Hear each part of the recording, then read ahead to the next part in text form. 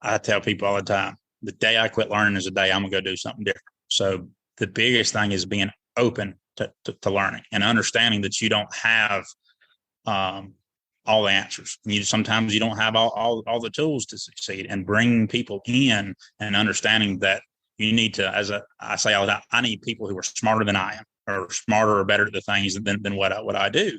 And being open to that and humble to that is and allowing people to take those tools and run with them is the key to our success. Hello, and welcome to the Elevator Careers Podcast, sponsored by the Allred Group. I am your host, Matt Allred.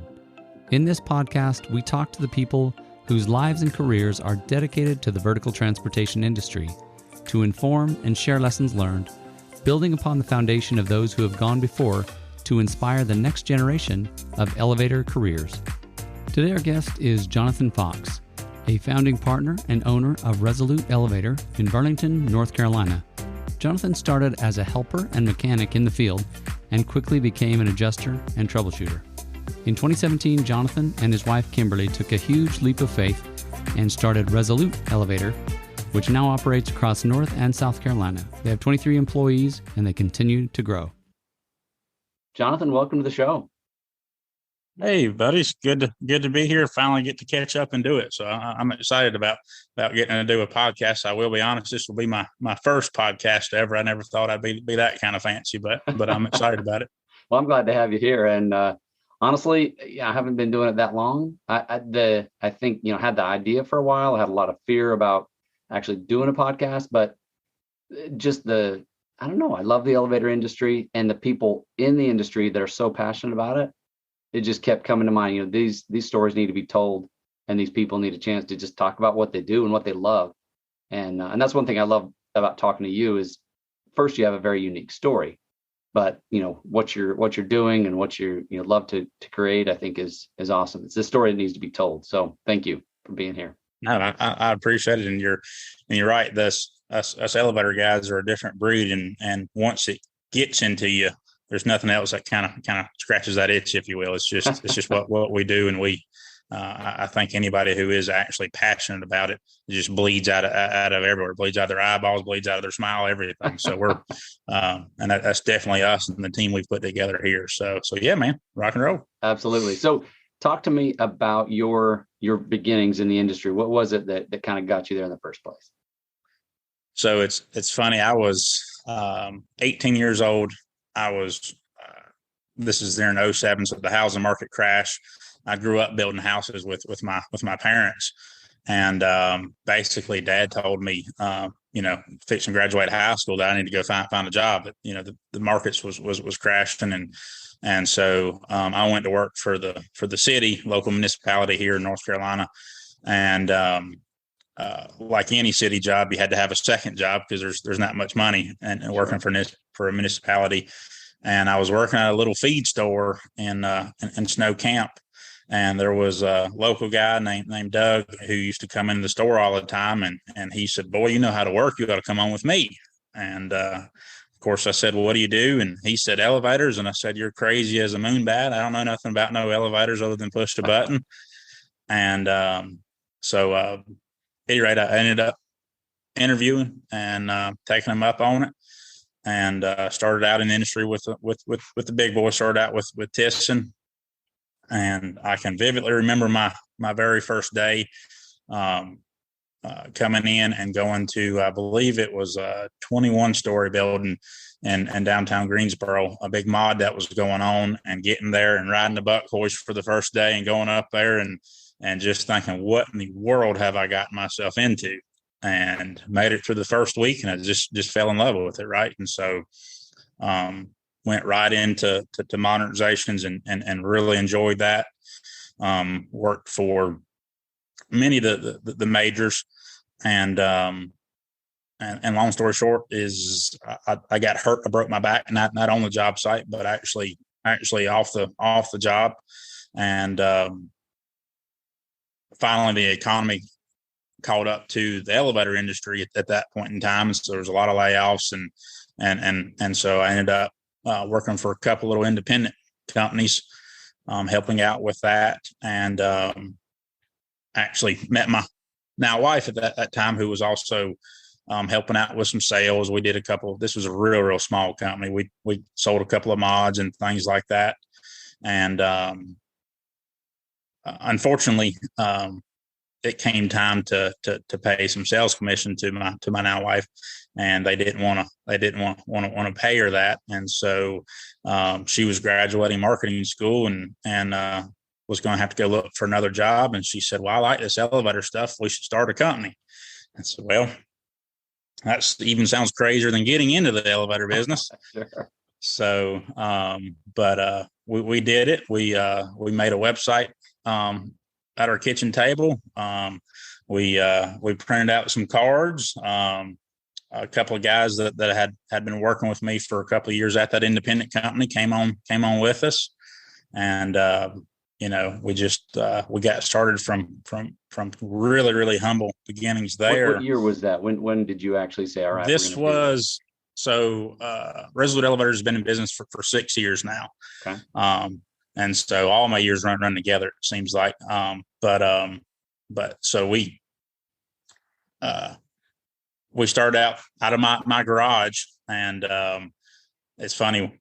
Yeah, I had a few nickels that I'd saved up to start the business, and we went all the way down to zero, right? And just, when are we going to get this first job? When are we going to get this first job? Sure. I can remember going to my closet and like, where are my shirts at? And so we couldn't afford to go buy T-shirts and stuff. And so my wife would take a T-shirt at a time as we had a few dollars out of the closet and go have an old T-shirt embroidered, and would go get an old hat and go get a logo put on it so that we could just make it to this one meeting, right. And look professional. And so, but we got that very first project, and knocked it out of the park. And we took our kind of business model is every time we reinvest into the company, we reinvest into our people and into our guys, and it's kind of allowed us to continue from there. Yeah, no, that's awesome. Yep. I'm curious, when you sat down at the kitchen table and came up with a company name and a logo and said, "All right, we're going to do this," what was your vision? I mean, and I guess my question is that vision, is that what you're doing today? I mean, did you see it from 6 years ago, or has that evolved over time? It's so the Resolute Elevator name is kind of a good story. So same thing, sitting at the kitchen table trying to figure all this out. Where do we come up with the name? Everybody asked that, and it was really simple. The domain name was $10, and that's what we could afford. So ResoluteElevator.com was $10, and that was the best name we came up with. Or we had a whole list of different ideas, and so that's the one we came up with, and it was cheap enough we could afford the domain name. Right. And so that's where Resolute Elevator came from. But my whole outlook on business is kind of indifferent. We've always worked it backwards as far as I feel as though it's real simple. You give a good product, you give quality, and you do exactly what you say you're going to do. The money will come. You'll be profitable.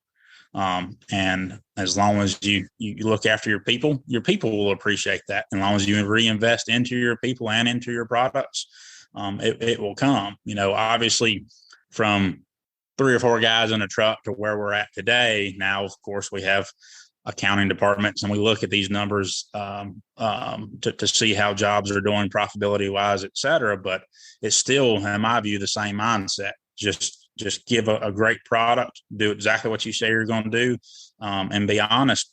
And the rest of it just always seems to work its way out. I hear stories all the time about businesses that take 4 or 5 years to ever become profitable and things like that. And that just wasn't a possibility with us. Sure. This was our livelihood. That's right. That's just for our family, for the families that depend on us. And I never understood that. And it's just always kind of worked out. Right. How did you go about getting that first job? What kind of made that happen for you? Well, we actually started doing some lunch and learns. So lunch and learns for architects, et cetera. We really look at in order to get your name out there, you need to start at the very, very beginning. If you try to do it after stuff's coming out for bid and after specs have been created, it's extremely hard to get your name back into it after that fact. And we looked at that from the very, very beginning. So we also at the kitchen table, not just making a website, we also created an AI continuing education course to get to these architects so that they could learn about us, et cetera. Only problem was we couldn't afford to go get something catered. And so my wife literally cooked that evening to make up stuff to go do a lunch and learn. And we did a little lunch and learn in Durham. And there's a corporation called Self Help across North Carolina that they are big in buying old buildings in downtowns and revitalizing downtown urban areas. And so that's been their business model. They've grown into a bunch of, now they're a bank and they're a lending source, et cetera. But their whole original business model is we'll get old buildings, we'll renovate them, and then we'll also rent out to nonprofits. So their buildings are used for nonprofits. And then they do a lot of micro loans. And so they kind of liked us and gave us our first shot at a project called Revolution Meals. And so we did an elevator there. And at the same time, a competitive company, one of the majors, was doing 3 other elevators, and we were able to go out there and just kick butt. And we finished our elevator prior to the majors finishing any one of their 3, even though they had started months prior to us. Wow. And so that developer said, y'all are it. Y'all are my elevator company from now on. And then from there, right at the same time, we also got a project at NC State. Cool. And so we started getting some of these bigger projects that we could lean back on to show, hey, I've worked for a university, I've worked for a municipality, I've worked for state construction, and that has allowed us to move forward with our name that way. We don't have a marketing budget. We don't have any of these massive billboards or these things. It's all word of mouth has been our driving force, and using our past clients to push us forward. Right. So you've got a video on your website of it looks like an old paper mill or something on the river. Is that the one you're talking about, or was that later down the road? So it's the same folks, but we've done multiple ones for them. So we did Revolution Mill was our first one. We've done a mill. We've done a mill in Rocky Mount. We've done a mills in Haw River. And so North Carolina's got a bunch of textile mills. Sure. And these old mills are all being renovated for apartments. Oh, wow. And so there's a lot of tax money out there to renovate these buildings. And so it's become big business across North Carolina, and we do a bunch of them. And so it's been extremely successful venture for us as well. Very cool. So just so our listeners understand, you're not building elevators the way that a lot of them traditionally do. And I just want to point out in the video, you're standing inside of a modular elevator, correct? And so what we're looking at, you pointed out the well, you can say it, the fire rating and stuff on the sides there, right? And then I guess you hang the rails and drop it in with a crane, right? So we realized early on that we wanted to install elevators differently as well. So as everybody knows, elevator portion of our business is easy, right? Installing elevators is not the hard part. It's dealing with everybody else. It takes an enormous amount of different trades to make our elevator operate correctly, or pass inspection, or do all these things. And so we have prided ourselves on, since our founding, I have never failed an elevator inspection except for one time. That's because I blew up a drive, but we were able to pass it that afternoon. And that takes a lot of work, both on the pre-con side all the way through the project. It takes a lot of holding hands and meeting with electricians, and we were finding that on the new construction side, although that's the only way we want to do business, because we don't believe in the redeployment change orders and all these kinds of items, that it was hard to be competitive having all those enormous amounts of trips coming out there in order to be sure the elevator is ready for inspection the first time and passes the first time. And so we scratched our heads on it and tried to figure out, well, what can we do in order to solve this problem? And so we looked at the modular elevator system, which basically consists of a tubular steel structure. It's a structural structure with the rating on it. We fire rate it with sheetrocker, doing Den's glass, et cetera, in order to get your fire rating.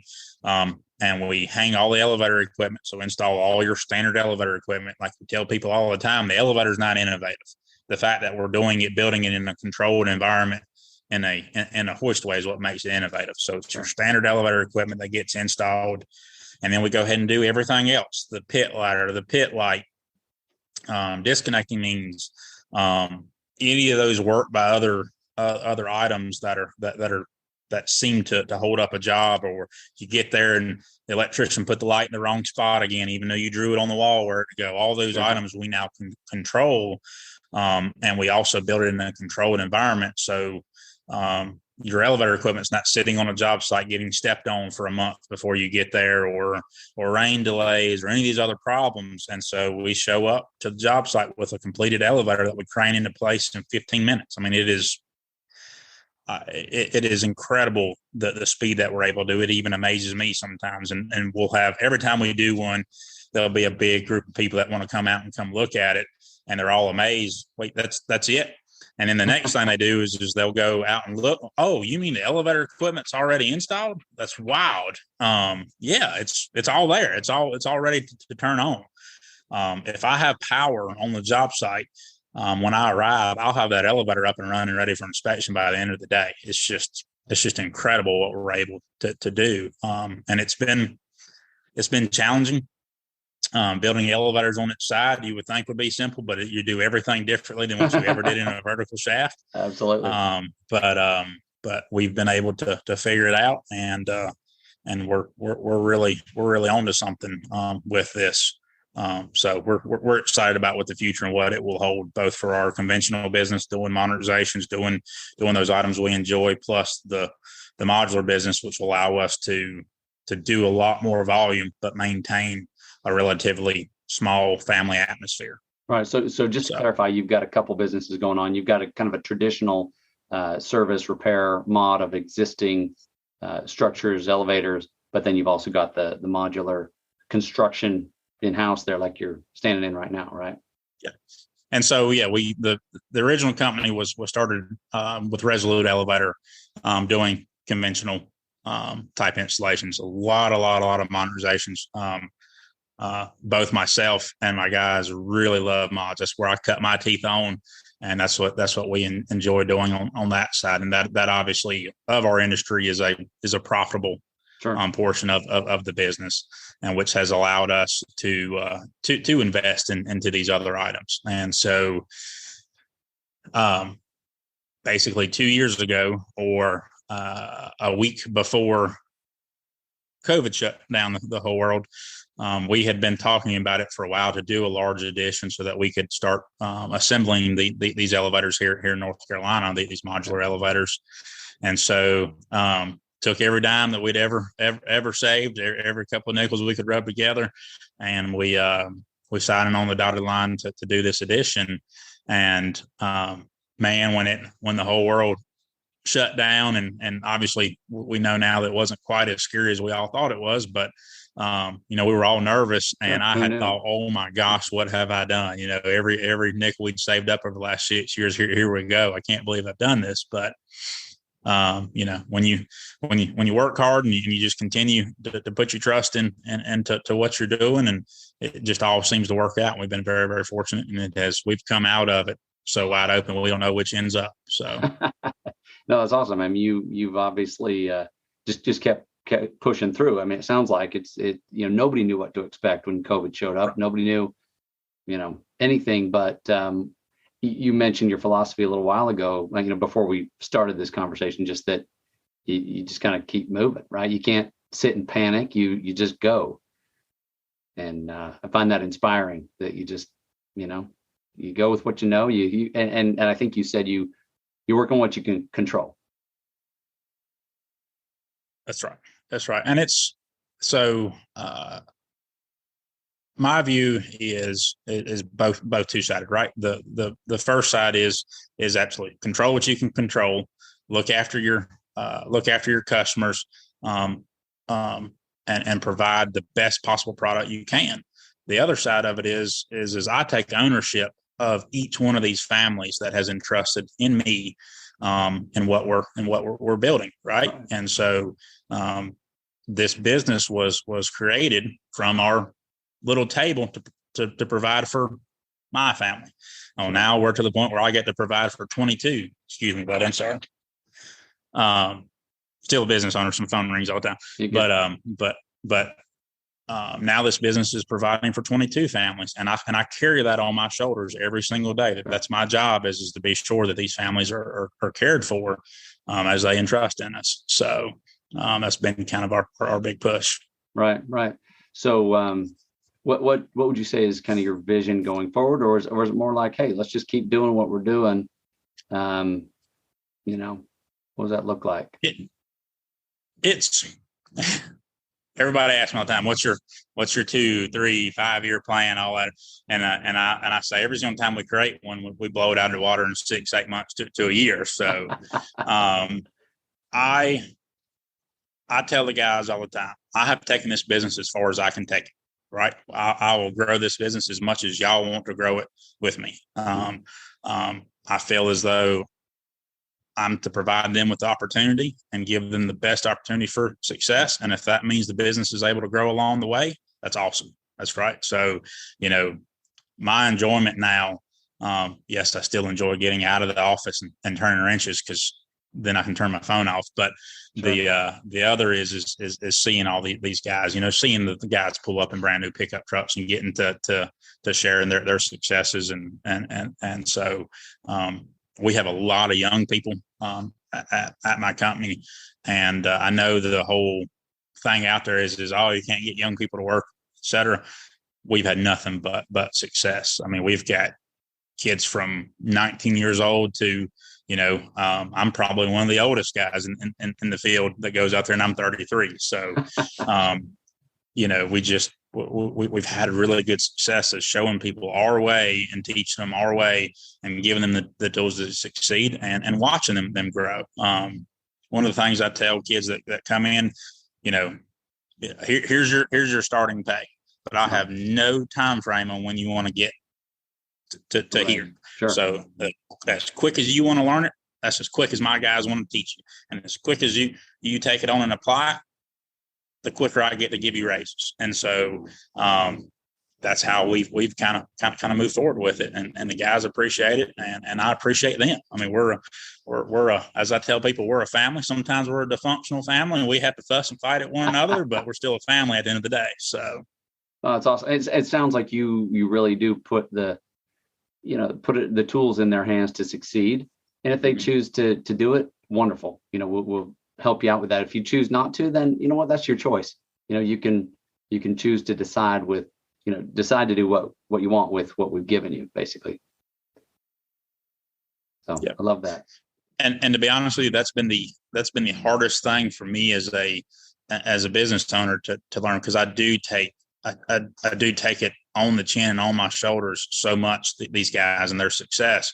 And sometimes we have very, very little turnover, but sometimes people, for whatever reasons, we're going to move on to other things. And I have to learn to be okay with that, even though I want them so bad to succeed in what we're offering. So Sure. No, that's absolutely true.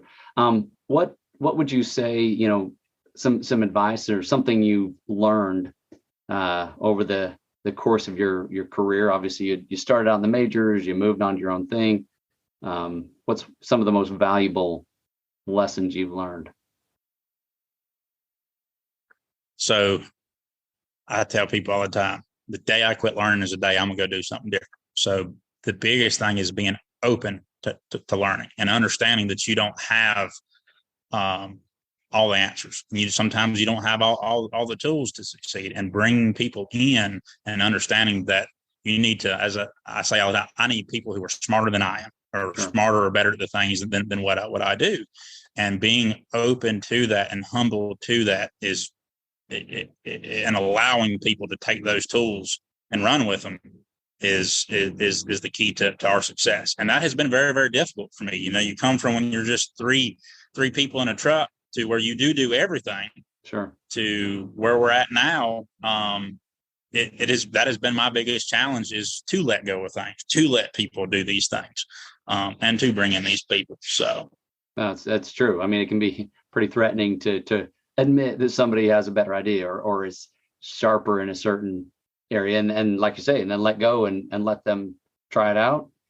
And maybe you don't understand what it's going to do because it wasn't your idea and you didn't think of it, But once you make that leap, and this has literally happened with us over the last year. Once you make that leap and you get to you put it in the hands of your guys, and I do it to everyone, from the guy sweeping the floor on the way up. I want your ideas. I need your knowledge. I need y'all to work together to come up with these things. And once you put in an environment of that, the ideas that come to the surface are amazing. It has been made the biggest change in us in the last year. And we come up with new ideas all the time. And sometimes I tell the guys, just keep in mind, every one of us is doing something new for the first time at every level. So everybody's moved into a new position, all the time, including me. I've never had this many employees. I've never had this much business. So everything we're doing is for the first time. So remember that, all the way down and all the way back up, to respect each other's ideas and what we're doing and how we can assist each other, because we need each other. We need to lean on one another. Sure. Well, you made a comment a minute ago about, I've taken this business as far as I can, but it sounds like as you let go of controlling, maybe being in charge of certain things, it's actually your people that start pushing. Is that what you've seen then? Exactly. Exactly. That's been the push to go forward, because you can't carry it on your shoulders. You can't do it all. And that's okay. It's actually a good thing. It's actually exciting to see people take those steps and be given that responsibility. Sure. Well, and like I say, as you function like a family, and somebody may have the vision to go on further, but you're all succeeding together. And I think that's right. That's beautiful vision. Anything you'd like to share as we kind of wrap up? We're running out of time, but no, I think that's a great conversation. A little bit about us. Obviously, love to be on the show anytime, and continue to be a part of this podcast. I think it's a really neat thing you're doing. So anytime, I'd be happy to be back on. Thank you, Jonathan. No, I appreciate it. I appreciate you taking some time, and I love the fact that I get a glimpse into your shop and just kind of see. I mean, we've talked about it, but to actually see it on camera and see what you're building, it's beautiful. I love the work you're doing. Enjoy working with you, and wish you the very best. Thank you, bud. We appreciate you. Thank you. Thank you for listening to the Elevator Careers Podcast, sponsored by the Allred Group, a leader in elevator industry recruiting. You can check us out online at elevatorcareers.net. Please subscribe, and until next time, stay safe.